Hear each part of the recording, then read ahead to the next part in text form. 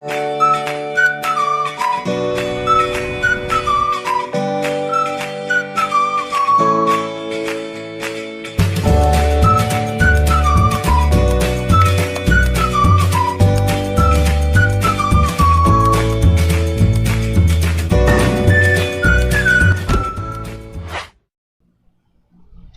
alunos da quarta etapa. Sejam todos bem-vindos à nossa terceira aula de português. Eu sou o professor Silas e hoje nós falaremos sobre outros processos de formação de palavras na língua portuguesa. A língua portuguesa enriqueceu muito com a contribuição de outros idiomas. E essa contribuição ela vai entrar na formação de novas palavras da língua portuguesa.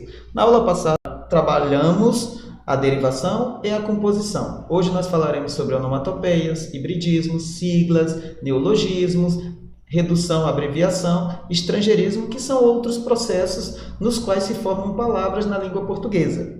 Hibridismo. Hibridismo é um processo de composição onde eu vou formar novas palavras pelo acréscimo de radicais de idiomas diferentes, como nos exemplos: ortografia, odontologia, sociologia, cartódromo, geografia, bafômetro, burocracia. Percebam que essas palavras nós podemos dividir elas em dois radicais: ortografia, orto, mais grafia, um de origem grega e outro de origem latina. Odontologia, odonto, que significa dente, de origem grega, e logia de origem latina. Então, no hibridismo, eu vou ter a junção de dois radicais de origem diferente, formando uma nova palavra. Nós temos como exemplo aí, abreu, mais grafia. Abreu é de origem portuguesa e grafia de origem grega. Buro, de origem francesa, cracia de origem grega. Quando esses radicais se juntam, formam uma nova palavra pelo processo de hibridismo, ou seja, é uma palavra híbrida, formada por dois elementos de origens diferentes. Abreviação vocabular ou redução. É a eliminação de uma parte da palavra a fim de se obter uma forma mais reduzida. A palavra vai reduzir de tamanho para facilitar, para deixar mais dinâmica a fala e, consequentemente, a escrita. Então, nós temos alguns exemplos. Às vezes, nós falamos no dia a dia, pega ali o meu fone. Fone é uma redução de telefone, é uma abreviação de telefone. TV é uma abreviação de televisão. Então, nós temos também como exemplos metrô, auto, cine, pneu, delega, neura, foto, boteco, japa, moto e granfa. Percebam que metrô é a redução, é a abreviação de metropolitano, mas ninguém costuma falar, eu vou pegar um metropolitano, eu vou pegar um metrô. A mesma coisa ocorre com a palavra pneu. Todo mundo, todos os falantes de língua portuguesa só chamam pneu. É mais prático do que você chamar a palavra pneumático. Ninguém fala, eu vou consertar meu pneumático, eu vou consertar o pneu. A mesma coisa ocorre com uma palavra bem extensa chamada otorrinolaringologista. Às vezes você diz, eu vou no otorrino, ou seja, você reduz a palavra de tamanho para facilitar a pronúncia, para obter uma forma mais reduzida. Então, nós temos ainda como exemplo, refri, que é a redução de refrigerante, TV, que é a redução de TV, japa de Japão, portuga de português. Siglas. Muitas palavras na língua portuguesa se formam através desse processo de formação. As siglas elas são empregadas como redução de nomes de empresas, de firmas, organizações governamentais, ONGs, partidos políticos. Então, nós temos como siglas USP, AIDS, OTAN, IPTU. Então, percebam que algumas siglas elas ganham tanta força no uso cotidiano que elas são tratadas pelos falantes como se fossem substantivos. Então, nós temos a USP. Eu vou lá na USP. A USP é a sigla de Universidade de São Paulo. Então, as pessoas acabam até se desligando do significado original das siglas, devido a essa força que ela ganha. No quadro aí nós temos diversas siglas: AVC, Acidente Vascular Cerebral, CPF, Cadastro de Pessoa Física, RG, a sigla para Registro Geral, e nós temos o SUS, Sistema Único de Saúde. Onomatopeia. As onomatopeias são palavras que elas procuram imitar ou reproduzir um determinado som de um determinado som, um determinado fonema, né? Pode representar o som de alguns animais, o som de alguns órgãos internos, de coisas quebrando, de tiro. Então nós temos lá o relógio, faz tic-tac, a onomatopeia bang, toque-toque, chuaque, que imita o beijo. Essas palavras que imitam sons, elas são consideradas como onomatopeias. É um dos processos de formação de palavra da língua portuguesa. Palavra valise. Mais um processo de formação de palavra. Algumas palavras em português, elas se formam através da união de outras para fins mais expressivos. Geralmente uma delas perde a parte final e outra perde a parte inicial.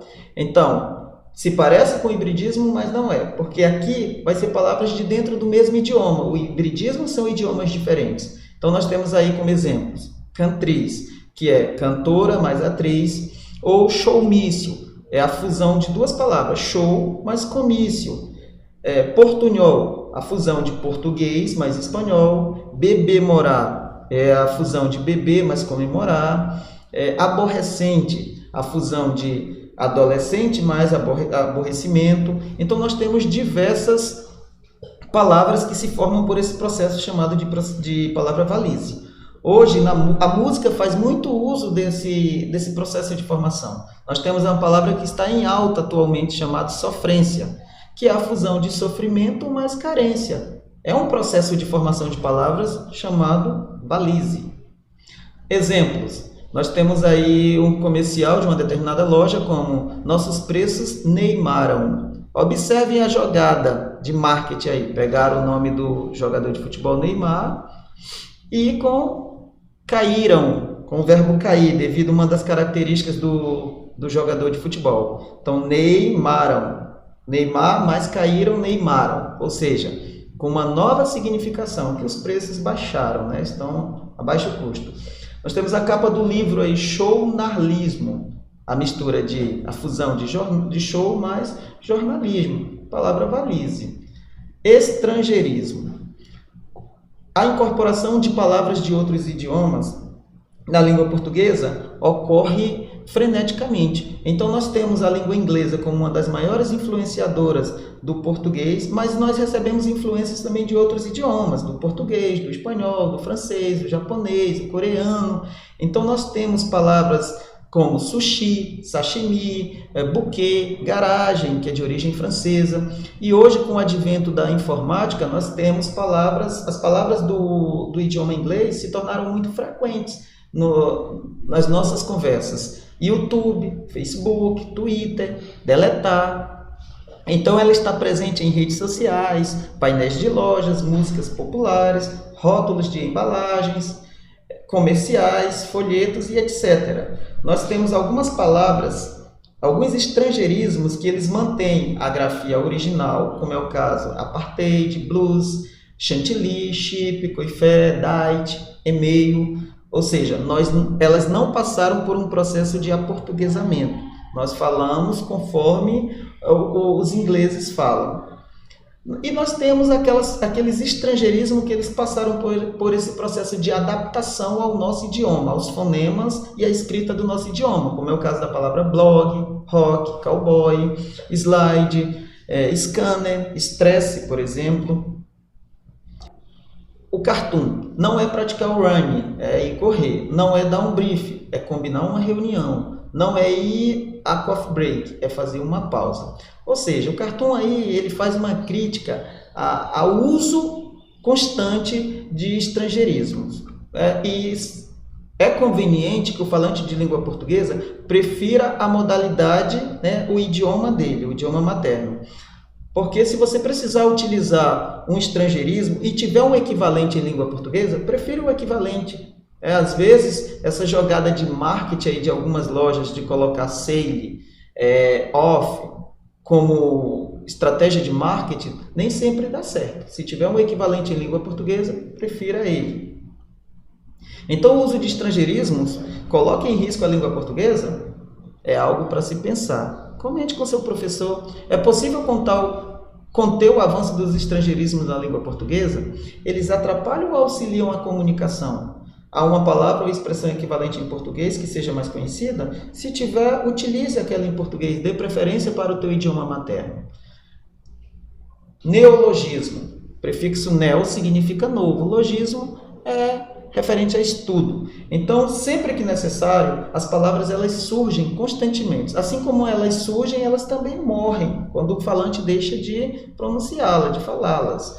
Então, percebam que nós temos constantemente palavras surgindo na língua portuguesa. Observem os exemplos: plugado, printar, blogueiro, delete. Se você voltar a 10, 15 anos atrás, essas palavras não existiam. Plugado, printar, blogueiro e delete são palavras do universo da informática, que surgiram com o advento da informática.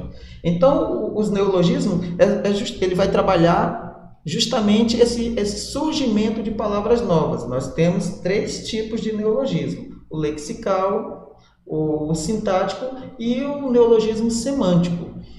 Manuel Bandeira, poeta modernista brasileiro, fez o seguinte poema: beijo pouco, falo menos ainda, mas invento palavras que traduzem a ternura mais funda e mais cotidiana. Inventei, por exemplo, o verbo te adorar, intransitivo. Te adoro, Teodora. Perceba que o poeta ele brinca com esse conceito do neologismo aí e ele acaba tentando conceituar o que é o neologismo e, ao mesmo tempo, criando palavras novas, como é o caso do último verso do poema. O neologismo lexical. Já observaram que alguns alunos falam assim: eu vou dar uma googlada, eu vou googlar. Ou seja, ele vai fazer uma pesquisa. Até o surgimento da plataforma Google, ninguém sabia, não existia a palavra googlar. Então, foi um neologismo surgido, a partir dessa necessidade.